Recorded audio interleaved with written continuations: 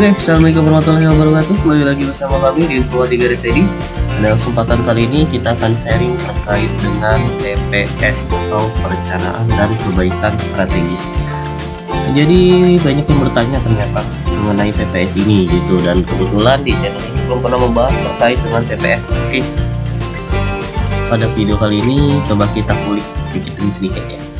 Jadi kalau teman-teman sudah melakukan akreditasi, maka akan muncul yang namanya rekomendasi surveyor. Nah, dalam DFO teman-teman bisa klik di sini nih, rekomendasi surveyornya apa gitu.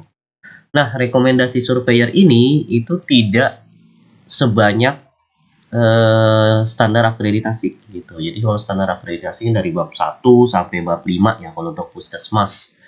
Dimana dalam bab 1 sampai bab 5 sendiri terdapat beberapa kriteria dan elemen penilaian. Nah, khusus untuk rekomendasi surveyor, teman-teman bisa cek nih di DFO. Oke, dari awal ya, klik akreditasi, lalu klik tab upload yang warna hijau ini nih di bawah. Nanti akan mulai nih di sini. Oke, nanti setelah sertifikat akreditasi keluar akan muncul rekomendasi surveyor. Nah, ini rekomendasi surveyor adalah seperti ini.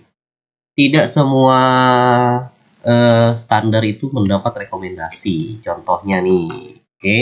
Nah, ini standar 1111A, di sini kolomnya kosong. Berarti ini tidak ada rekomendasi surveyornya gitu. Jadi tidak perlu nanti teman-teman membuat PPS-nya. Oke, contoh yang kedua, nah ini ternyata ada di sini teman-teman, yaitu poin 1.1 khususnya 1.1.1 poin C. Di sini ada rekomendasi surveyornya, yaitu lakukan pembahasan penyusunan Renstra 5 tahunan. Nah, jika menemukan rekomendasi surveyor seperti ini, maka inilah yang akan dibuat menjadi PPS atau perencanaan perbaikan strategis gitu. Oke. Nah, makanya dalam menyusun PPS ini teman-teman harus melihat rekomendasi surveyor gitu. Apa aja sih yang direkomendasikan surveyor? Nah, rekomendasi surveyor ini biasanya merupakan temuan ataupun standar yang kurang lengkap ketika akreditasi kemarin gitu. Jadi bisa berupa temuan atau standar yang tidak bisa dibuktikan atau standar yang masih kurang tepat atau yang masih kurang lengkap gitu sih. Itu adalah rekomendasi surveyor. Atau bisa juga rekomendasi itu berupa kegiatan yang memang harus dikerjakan secara kontinu gitu. Jadi memang mau itu sudah bagus, mau itu sudah benar, mau itu sudah tepat, tapi bisa jadi itu tetap dimasukkan menjadi rekomendasi surveyor. Agar apa? Agar bisa tetap berlanjut secara konsisten, karena memang kegiatan itu wajib dilaksanakan secara kontinu. Contohnya apa? Contohnya itu adalah indikator mutu yang biasa ada di bab 5.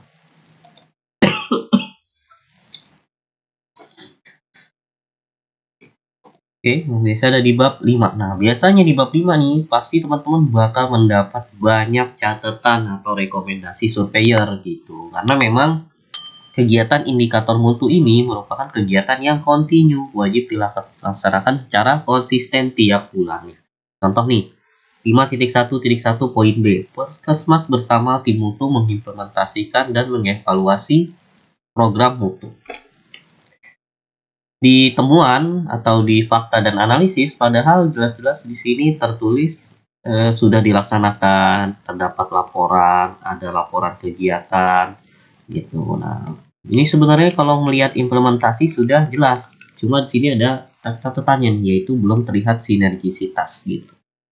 Dan sebenarnya sinergisitas ini nggak terlalu berkaitan dengan poin 5.1.1b ya, karena di sini kan implementasi dan evaluasi. Nah, makanya surveyor memberikan catatan di sini nih, lakukan evaluasi tahunan gitu. Padahal evaluasi tahunan itu sudah dilaksanakan nih laporan kegiatan kan evaluasi. Telah dievaluasi gitu.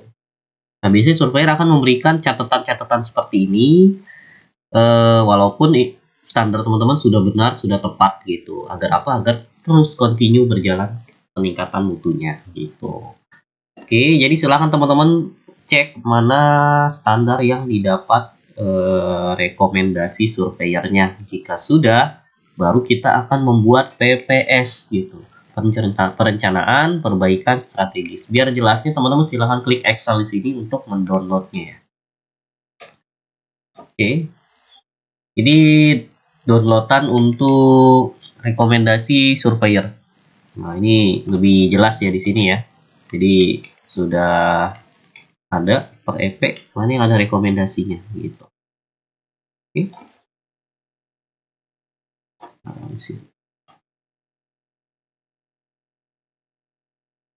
oh, kelihatan di sini jadinya tuh mana yang ada rekomendasi, mana yang tidak. Untuk yang kosong-kosong ini berarti selamat teman-teman terbebas dari rekomendasi surveyor. Jadi tidak wajib untuk dibuat PPS-nya, walaupun secara pelaksanaan tetap wajib dilaksanakan gitu. Oke, nah ini lumayan banyak ya. Tuh, ada kan catatan-catatan inilah yang akan menjadi PPS gitu. Oke, kayaknya sudah jelas ya mengenai rekomendasi. Kita lanjut ke PPS. Ketika teman-teman sudah membuat atau sudah merekap rekomendasi surveyor, maka tahap selanjutnya adalah teman-teman membuat PPS atau perencanaan perbaikan strategis. Nah, kalau PPS sebelumnya itu dilakukan secara manual, yaitu dengan Excel, yaitu di sini nih biasanya nih. Dengan Excel, biasanya sampingnya ada rencana kegiatannya seperti apa dalam menjadi. Oke, jadi setelah teman-teman merekap atau memfilter rekomendasi hasil surveyor, tahap selanjutnya adalah silakan membuat PPS perencanaan perbaikan strategis. Di mana PPS ini adalah tindak lanjut dari rencana tindak lanjut dan tindak lanjut dari rekomendasi hasil surveyor RTL dan TL-nya gitu. Sekarang kalau dulu kan tadi sudah saya ceritakan kalau secara manual lalu dikirim, nah sekarang sudah terdigitalisasi nih, jadi sudah bisa dikerjakan secara online gitu. Oke. Nah, enaknya kalau yang secara online ini yang ada di DFO, oke, jadi rekomendasi PPS-nya sudah terfilter secara otomatis berdasarkan rekomendasi surveyor. Jadi yang ada rekomendasi surveyor itu akan langsung secara otomatis ada di file PPS. Tadi kan kalau rekomendasi surveyor masih seluruh standar, nah kalau PPS ini sudah berisi rekomendasi surveyor aja gitu. Oke. Nah, lalu PPS ini apa sih? PPS ini kan singkatan dari perencanaan perbaikan strategis, yaitu rencana tindak lanjut dan tindak lanjut dari rekomendasi surveyor. Jadi teman-teman silahkan dalam membuat dalam membuat PPS silahkan buat rencana kegiatannya, terus juga indikator pencapaiannya, monitoringnya, kapan dilaksanakannya, dan lain sebagainya gitu. Contohnya adalah tadi ya. Oke. Contohnya adalah contohnya ya satu ya. Ini sudah kita bahas untuk PPS ya. Oke, contohnya itu adalah yang pertama nih. Jadi di EP111C di mana temuannya atau rekomendasi adalah lakukan pembahasan penyusunan Renstra 5 tahunan Puskesmas dengan melibatkan lintas sektor dan lintas dan dokumentasikan. Nah, kalau teman-teman ingin membuat PPS-nya, silakan klik detail. Oke. Nanti setelah klik detail akan muncul perencanaan perbaikan strategis PPS. Nah, inilah yang akan teman-teman isi untuk menjawab PPS-nya gitu. Oke, rencana 5 tahunan Puskesmas dengan melibatkan lintas sektor dan lintas program dan lintas sektor. Oke, kegiatannya apa nih? Untuk menjawab RTL dari temuan di atas, yang pasti silahkan melaksanakan atau menyusun Renstra dengan lintas program dan lintas sektor gitu. Oke. Bisa di logbul kalau untuk lintas program, kalau untuk lintas sektor bisa di log3 atau pertemuan lintas sektor lainnya. Nah, lalu di sini ada indikator pencapaian. Indikator pencapaian apa sih? Jadi indikator pencapaian ini adalah tolak ukur dari rencana perbaikan apakah sudah diselesaikan atau belum. Gitu. Biasanya kalau indikator pencapaian silakan tambahkan terlaksananya, terlaksananya, dilakukannya, tercapainya, biasanya kalimatnya seperti itu gitu. Oke, kalau misalnya menyusun berarti terlaksananya, penyusunan, penyusunan Renstra bersama LP dalam Logbook. Di sini kata pencapaian kalimatnya seperti ini. Lalu sasarannya nih, sasarannya itu siapa gitu ya? Itu sasaran dari rencana perbaikan. Kalau Renstra bersama lintas program berarti seluruh pemegang program atau seluruh staff gitu kan. Tulis aja seluruh staff puskesmas. Karena ini lintas program ya. Nah, untuk waktu penyelesaian ini juga yang banyak yang bingung ya. Ini teman-teman silakan kategoriin aja untuk kegiatan yang memang hanya yang dilakukan itu sekali gitu ya. Memang misalnya contoh nih melakukan penyusunan Renstra dalam Logbook. Nah, ini bisa kan dilakukan pembahasannya dalam Logbook. Otomatis Logbooknya itu bisa 1 kali, 2 kali, atau 3 kali gitu. Nah, itu silakan masukkan satu tanggal. Tapi untuk kegiatan yang kontinu, misalnya kegiatan yang memang dilakukan secara bulanan atau secara mingguan, secara harian, silakan waktu penyelesaiannya ini dibikin dalam 1 tahun. Maksudnya 1 tahun itu silakan ditaruh aja 31 Desember. Ini untuk kegiatan yang kontinu ya. Contohnya apa? Contohnya itu adalah indikator mutu. Karena memang wajib dipantau secara bulanan. Atau indikator kinerja yang wajib dipantau secara bulanan. Tapi kalau kegiatan misalnya membuat SOP, nah itu silakan targetkan aja dalam waktu dekat. Karena membuat SOP kan tidak perlu setahun ya. Dalam waktu sebulan, 2 bulan pun sebenarnya sudah bisa gitu.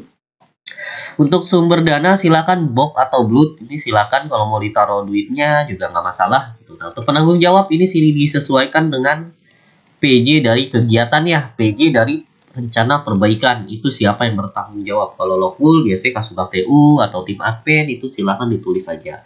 Lalu untuk keterangan PPS-nya silakan diberikan narasi atau on progress gitu. Karena untuk keterangan PPS ini adalah narasi yang lebih lengkap dari rencana perbaikan ataupun indikator pencapaian gitu. Misalnya nih dalam menyusun Renstra, keterangan PPS-nya adalah pembahasan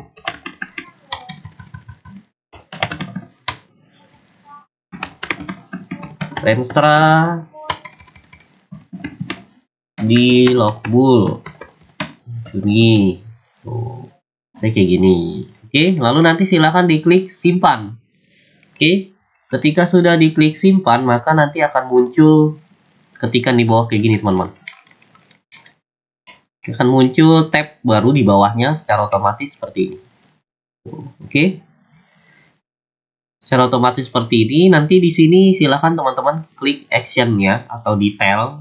Oke. Nah, ini akan secara rekap seperti ini. Gitu. Oke.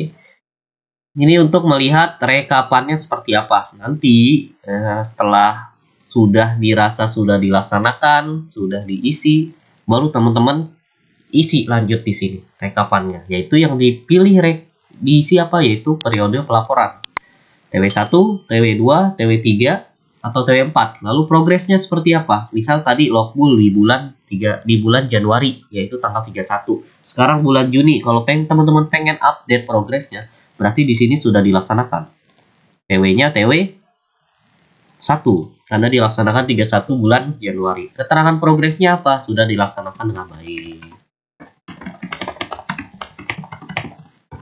Renstra sudah tersusun, gitu aja. Nanti silakan diklik simpan. Oke. Setelah disimpan nanti statusnya akan berubah menjadi sudah dilaksanakan. Setelah ini silakan teman-teman kirim action. Di sini ada biasanya tulisan kirim. Klik kirim agar ini masuk ke dalam rekapan di depan. Maksudnya rekapan di depan itu seperti apa? Seperti ini teman-teman. Nanti setelah klik kirim, maka nanti akan muncul tanda periode pelaporan dan status final kegiatan. Misalnya belum dilaksanakan, nanti hasilnya seperti ini teman-teman. Kosong. Tapi setelah teman-teman klik kirim, maka akan hasilnya ada centang. Lalu nanti akan ada feedback dari Dinkes gitu. Oke. Gini aja sih, intinya PPS ini wajib dilaksanakan, wajib dikerjakan. Jangka waktunya itu adalah dalam 1 tahun. Jadi kalau teman-teman memiliki berapa ya? Misalnya di sini ada, nggak kelihatan nih PPS-nya ya. Ada 10 PPS atau 10 rekomendasi surveyor, otomatis dalam tahun ini 10-10-nya wajib dikerjakan. silakan jangka waktunya tulis disesuaikan dalam waktu 1 tahun gitu, dari Januari sampai Desember. Untuk kegiatan-kegiatan yang memang hanya 1 kali seperti membuat SOP, melaksanakan pertemuan dengan kader, melaksanakan sosialisasi yang memang bisa dilakukan dalam 1 kali, silakan langsung kerjakan aja gitu, dan langsung bikin tanggalnya, langsung di-update PPS-nya. Tapi untuk kegiatan yang secara kontinu dilaksanakan seperti di kantor mutu, seperti di kantor kinerja, seperti membuat laporan, nah itu wajib dikerjakan setiap bulan teman-teman. Wajib dikerjakan setiap bulan dan diupdate progresnya secara berkala di DMO PPS ini. Oke, mungkin dari saya sekian, kayaknya sudah cukup ya mengenai PPS. Terima kasih atas kesempatannya. Selamat pagi, assalamualaikum warahmatullahi wabarakatuh.